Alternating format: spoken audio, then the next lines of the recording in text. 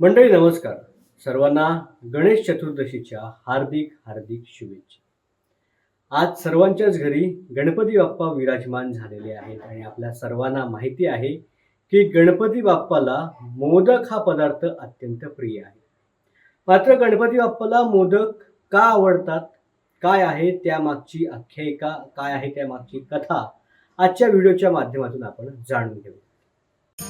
यामागची पौराणिक कथा अशी आहे की एकदा माता पार्वती भगवान शिवशंकर आणि गणपती बाप्पाला सोबत घेऊन माता अनुसयेच्या आश्रमात दाखल होते.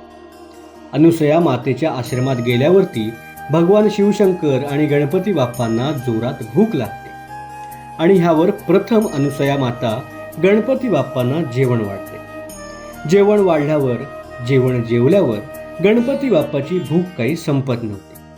यावर अनुसया माता विचार करते की जर काहीतरी गोड आपण गणपती बाप्पांना खायला घातलं तर कदाचित गणपती बाप्पांचे पोट भरेल. आणि त्याच वेळेला अनुसया माता गणपती बाप्पांसाठी मोदक बनवते. हे मोदक खाल्ल्यावरती गणपती बाप्पाचे पोट भरते आणि गणपती बाप्पा ढेकर देखील देतो. आणि तेव्हापासून गणपती बाप्पाला हा मोदक नावाचा पदार्थ अतिशय प्रिय आहे.